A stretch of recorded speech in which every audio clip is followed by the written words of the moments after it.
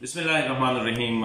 नाज़रीन अस्सलाम वालेकुम। नाज़रीन, गुज़िश्ता रोज़ जब वज़ीर-ए-आज़म इमरान खान ग्वादर गए थे तो वहाँ पे उसने एक आइडिया फ्लोट किया और उसमें फिर कैबिनेट डिसीजन भी आया कि जो नाराज़ बलोच है उनको अप्रोच किया जाए और उनके साथ जो है बातचीत की जाए और उनके जो ग्रेवियंसेस है उनको हल करे। और यही तरीका है बलूचिस्तान के मसाइल को हल करने का, क्योंकि अनफॉर्चुनेटली गुज़िश्ता कई महीनों से बलूचिस्तान में जो इंसर्जेंसी है या जो अटैक्स है मिलिट्री फोर्सेस पे या पुलिस पे या गवर्नमेंट इंस्टॉलेशन पे, उसमें काफ़ी इजाफा हुआ है। बलूचिस्तान का जो मसला है अनफॉर्चुनेटली ये तकरीबन गुज़िश्ता 70-72 साल से जब से पाकिस्तान बना है बलूचिस्तान में जो है इंसर्जेंसी के वाक़यात होते रहते हैं। 5-6 दफ़ा भी वहाँ पे फुल प्लेज मिलिट्री ऑपरेशन भी हुए हैं, लेकिन ये मसला हल नहीं हुआ है।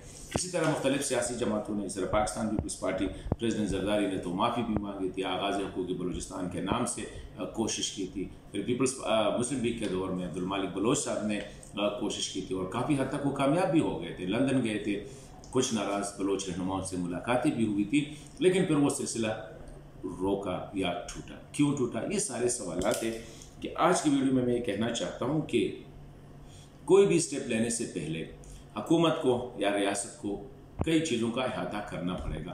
पहली बात तो यह है कि एक ऑब्जेक्टिव एनालिसिस करनी पड़ेगी। नंबर 1 कि बलूचिस्तान में ये हालात क्यों है, क्यों गुज़िश्ता 70-72 साल से वहाँ पे ये हमारे बलोच भाई जो है नाराज़ क्यों है। क्या ये वाकई 4-5 सरदारों का मसला है या बलोच अवाम का मसला है, ये इसका सवाल ढूंढना पड़ेगा।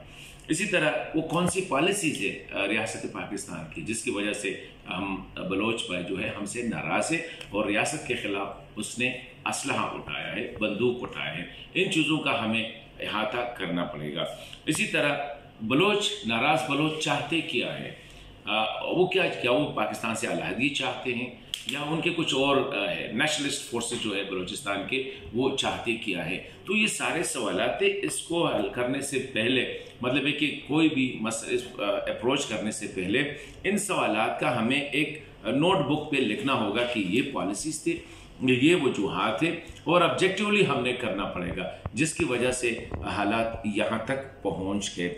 इसी तरह हमने ये भी देखना होगा कि वो कौन से वजूहात थे कि जिसकी वजह से पीपल्स पार्टी के आगाज़ हुकूक़ बलूचिस्तान नाकाम हुआ, जिसकी वजह से मालिक बलोच साहब के जो एफर्ट्स थे वो नाकाम हुए और ये सिलसिला चलता रहा। इसीलिए मैं कहता हूँ कि अभी अगर हमने नई एफर्ट्स शुरू करनी है तो नई एफर्ट शुरू करने से इन सारी चीज़ों का हमें अहाता करना पड़ेगा। बाकी ये रिसोर्सेज की बात है। अगर रिसोर्सेज की बात है तो वो कौन सी पॉलिसीज है कि हम अब बलूचिस्तान के जो नेचुरल रिसोर्सेज है उस पर हम बलोच का हक तस्लीम क्यों नहीं कर रहे हैं। हुकूमत ने एक फैसला किया, शाहज़ीन बुख्ती साहब जो कि नवाब मोहम्मद अकबर खान बुख्ती साहब के नवासे हैं, उनको कैबिनेट में शामिल किया गया। मेरे ख्याल में एक अच्छा फैसला है कि उनको इंक्लूड करें डिसीजन मेकिंग में। इस तरह औरों को भी ब्यूरोक्रेसी में भी उनको इम्पोर्टेंट पोजीशन देने पड़ेंगे जो उनका हक है। बलूचिस्तान पाकिस्तान का सबसे बड़ा सूबा है, नेचुरल रिसोर्सेज के हवाले से बड़ा रिच है।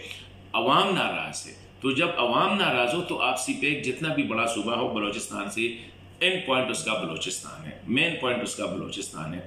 जितने भी नेचुरल रिसोर्सेज है वो तब हम एक्सप्लॉइट कर सकते हैं जब बलोच भाई हमारे साथ उसमें शामिल हो।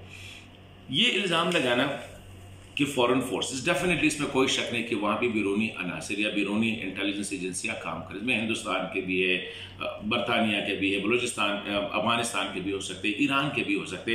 लेकिन वो जो इंक्यूबेशन या जो इकोसिस्टम है जहाँ पे ये वो जो fishing in the trouble water वाली बात है कि ये अपनी कार्रवाइयाँ कर सकते, वो तो हमने प्रोवाइड किया है। ये हमने मानना पड़ेगा रियासत पाकिस्तान में कि वहाँ पे अगर इंडियन वाले काम कर रहे, बरतानवी वाले काम कर रहे, अमेरिकी इंटेलिजेंस, ईरानी इंटेलिजेंस, अफगान इंटेलिजेंस काम कर रहे, उनको ये माहौल किसने प्रोवाइड किया। ये सारी चीज़ों का हमने अहाता करना होगा। ब्रश करना कि बस सारे बलोच जो है वो या बलोच इंसर्जेंस जो है वो पाकिस्तान के खिलाफ है, ये गद्दार है, मेरे ख्याल में इससे पहले कि हम उनके मुतालबा और उनके साथ जो ज़्यादतियाँ अगर हुई है उनका एक ऑब्जेक्टिव हम एक नोटबुक जो है उसमें फिंगर टिप्स या पॉइंट्स के साथ जो है उसको तैयार करें कि ये वजूहात है। इसके बाद जो अहम बात है वो कि फॉर्मेट क्या होगी, किस तरह आप उसको अप्रोच करें। उसके लिए मैं समझता हूँ कि सबसे पहले जिस तरह मैंने शुरू में कहा कि वो वजूहात क्या थे कि डॉक्टर मालिक साहब के एफर्ट्स नाकाम हुए, क्यों उन्होंने इलेक्शन कैंपेन में ये कहा था कि हम उनके साथ बातचीत करेंगे, उनको राजी करेंगे। वो कौन से वजूहात हैं जिससे आगाज़ हुकूक बलूचिस्तान ना चल सका। इसलिए मैं कहता हूं कि पहला काम जो ये है करना चाहिए कि हमें अपनों में सिविल और मिलिट्री लीडरशिप जो है उसको एक कंसेंसस पॉलिसी डेवलप करनी होगी बलूचिस्तान के हवाले से। सियासी क़यादत और अस्करी क़यादत को बैठ के कंसेंसस से एक लाइन ड्रा करना होगा कि हमने ये करना। ये ना हो कि सियासी क़यादत बातचीत करे और मिलिट्री क़यादत जो है उनकी अपनी पॉलिसी हो, या मिलिट्री क़यादत बातचीत करे, सियासी क़यादत के अपनी वो हो। इसी तरह जो बातचीत का सिलसिला हो उसमें हमें बलोच नेशनलिस्ट को शामिल करना होगा।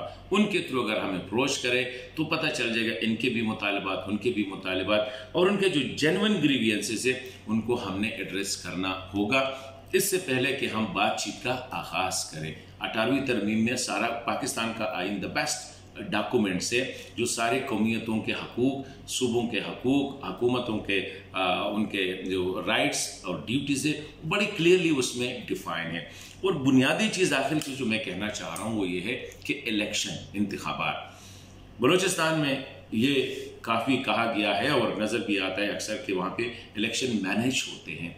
Late the Baloch people elect their own leadership themselves, whosoever they vote, वो आने चाहिए। ये नहीं है कि हम पिक एंड चूज़ करें, ये अच्छा है, ये बुरा है, ये पाकिस्तान है, ये एंटी पाकिस्तान है, ये मुसलमान है, ये एंटी इस्लाम है। ये मेरे ख्याल में मरकज़ को या हमारे इदारों को इसमें इंटरफेरेंस नहीं करना पड़ेगा।